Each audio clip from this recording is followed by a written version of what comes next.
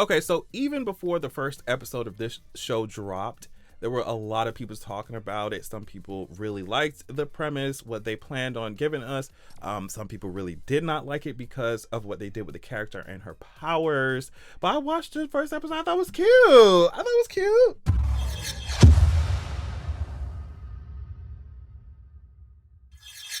So I will preface it real quick by saying that I had not even read the comics when it comes to Kamala Khan. So the a lot of controversy that was going on when it comes to her powers being changed instead of it being like, you know, Reed Richards kind of stretchy powers, it was more cosmic. And of course that has to do with the fact that they're trying to like join her up with all the Captain Marvels and shit. Like they're trying to do a little thing, so they're trying to make her powers similar.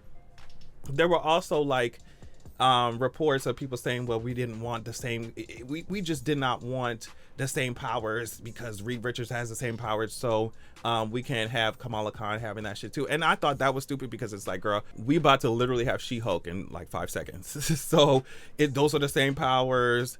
It's just like there's so many people in general in Marvel who have the same kinds of power. We about to have Thor and goddamn Mighty Thor in the same shit. Jane Foster, we're about to have her in the same shit. So it's almost like y'all could have done it. Y'all could have made it the same way. But either way, this is what they chose. And because I do not have like a strong connection to the comics, it didn't really matter to me that much. You see what I'm saying? But I can definitely understand why other people would be like, girl, what the fuck is this? Like, I get it.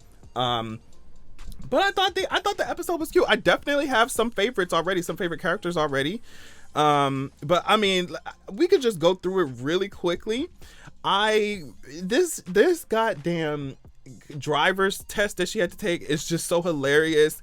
I remember like taking my first driving test. I was nervous as hell too, but I had practiced the 3-point term for so much, and parallel parking. I practiced it before I even went in there, and I went in there and I got my shit immediately. You know what I mean? I was just like, bitch, because it was such a hassle. It took so much time to plan for it and to make an appointment and pay your coin that I was just like, bitch, I'm not doing this shit again. I'm going in, I'm knocking that shit out of the park, bitch. I want to drive. I mean, I was so I do not want to start talking about my childhood, but I wanted some sense of fucking freedom, bitch. Like, I was like, girl, I want to drive. So, but I just love how she came in there, was just like, I'm going to do it. I'm going to do it well. And she fucking crashed the shit. She crashed the shit, bitch. She crashed the shit into the driver instructor's fucking car. That shit is embarrassing, girl. It's embarrassing. But I don't know. I love the character. I love how their family interacts. I love just her angst about being in school. But let me tell you something. Bruno is cool. Her friend Bruno, he's a nice guy. He's like being supportive. He's helping her out. They're planning to, oh my God, this guidance counselor is so fucking hilarious. It gives me very much like millennial, just wrapped our millennial asses up in one and just made a meme. That's what this guidance counselor feels like to me. Her guidance counselor, a lot of the adults in Kamala's life are telling her like, you're spending too much time in the heads in the clouds, blah blah blah blah. I'm just like, girl, first of all, y'all probably need to test Kamala for ADHD. That's what you need to test her for. She probably got undiagnosed ADHD. Y'all stressing this girl out. Leave her alone. This entire episode, I was like, y'all need to leave Kamala alone. Like, she's not doing anything wrong. Like, especially her mom. Her mom got on my fucking nerves. Her mom got on my nerves. So, I don't know. She's just in school. She just has, like, everyday problems. I love how Bruno is helping her do her, because she's obsessed with Captain Marvel. She's obsessed with Marvel. Even the actress in real life, who is amazing at it, at Kamala, by the way, the actress in real life is a super stan too, so it's really cool to see. She was apparently arguing with Kevin Feige about some shit about like Earth 616 versus Earth 19999, whatever the fuck she was talking about. So like the fact that she's arguing with Kevin Feige and like is a super fan and has her own thoughts about, and she was an Iron Man stan and has her own thoughts about what Marvel should be doing. It's just so cool to see. And she's in a show, she's in a TV show. Like that's cool. So they trying to go to this damn convention and shit, and I just love the art when they were riding through the city, the arts on the background of the buildings, that, you know what I mean. Then Kamala's mom tells her like, hey, guess what, mama? It's like, all this shit from your grandma, like she is filling up the house, blah blah blah. But then we see this bracelet, and because obviously we know from the trailers, from what's going on, we know that this bracelet is the thing that gives her powers. But her mom tells her, like, just leave it alone, don't worry about it. So I wonder what the mom is hiding. I wonder what she knows about her grandma, that she's not saying because she doesn't want her to get involved in it. I'm sure that's going to be coming up pretty soon. I love this scene because it really gets into the characters' personalities. I love when Kamala was out with her mom running errands and shit, and her mom seen, I guess Kamala called her auntie, but like, yeah, another lady in the community talking shit about somebody who, one of these younger women, one of these girls who went to study abroad somewhere or something like that. And Kamala was like, girl, if she wants to study abroad, then that's what she wants to do. Like, she should be allowed to do that. And you see everybody, all the adults pushing back, like, oh girl, here Kamala go again. She just talking. She want to be all over the place. She's so rambunctious, blah blah blah. It's like, girl, no, she's a child. She's a child who wants to explore what's going on, explore the world. And that's why I got so mad, because when she asked to go to this goddamn convention, it wasn't like she was even asking to do it, to snort, like she said, to do cocaine at a party, like she said. Like my frustration with her parents, her mom specific, well, her parents, is that they did not even try to understand where she was coming from.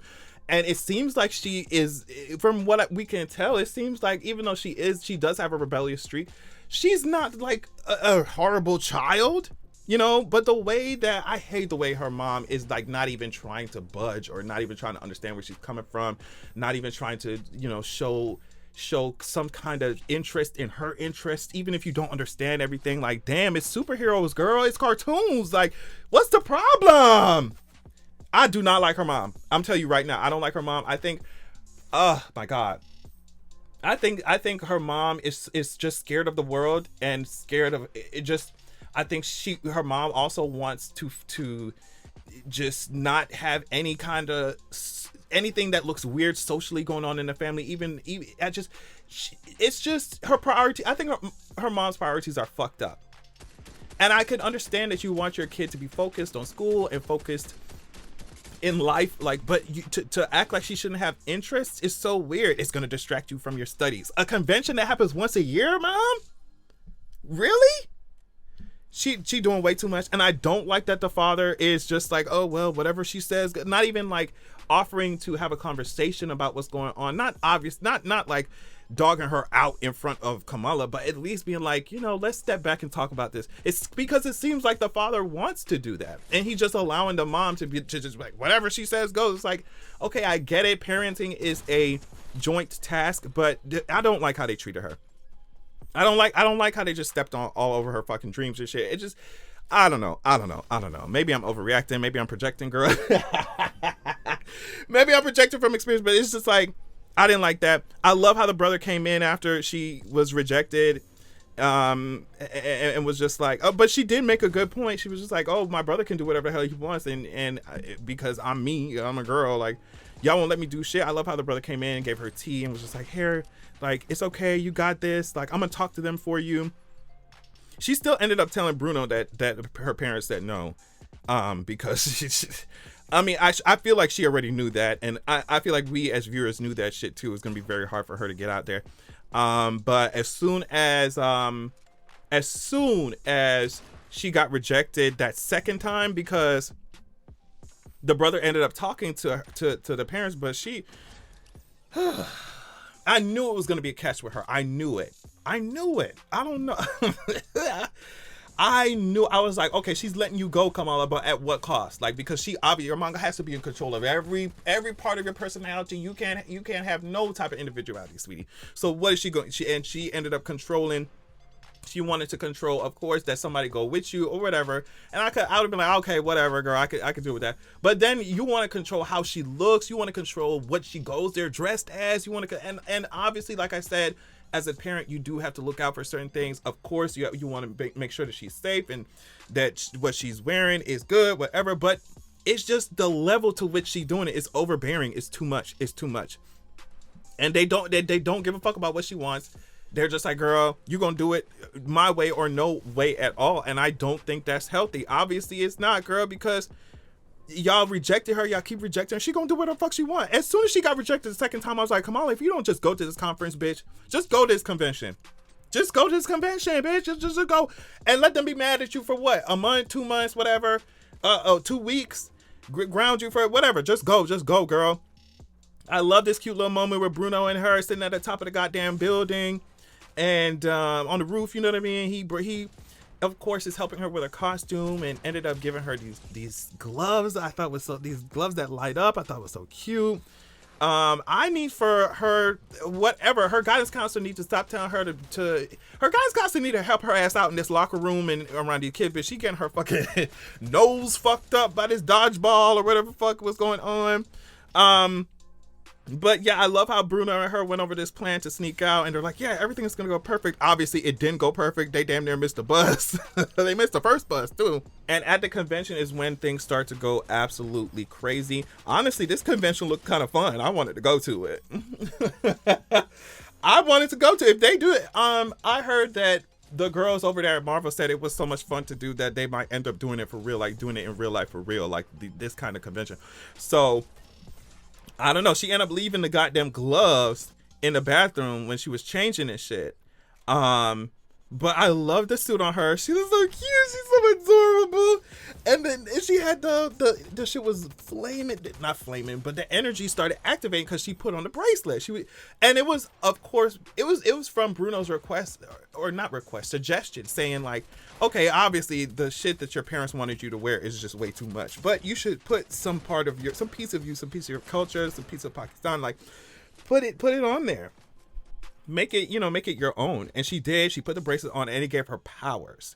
It's my understanding that this shit is like Kree in origin. We're going to find out more about it. I wonder, like that vision that she had when she was on stage and put it on, like I wonder if that's going to end up with her like learning about her, like those visions. I wonder if you're going to learn about her grandma, the history of her family, the history of that damn bracelet. I don't know if I'm calling it whatever it is, bracelet, gauntlet, bracelet, honey.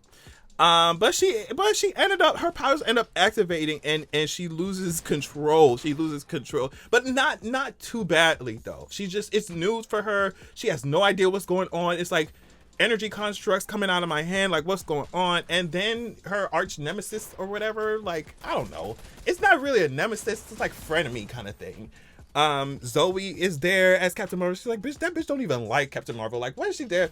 But Zoe ended up getting her ass dragged all across it. Now, I was just like, okay, girl, I could get you. I don't know if y'all remember that when that Ant-Man head just fell down. It was like a statue of Ant-Man, really, really big in the convention, and her powers fucked it up a little bit, and the head of it fell down and started rummaging through the goddamn crowd. And I was like, okay, it fell down one time and could have just dropped right then and been fine.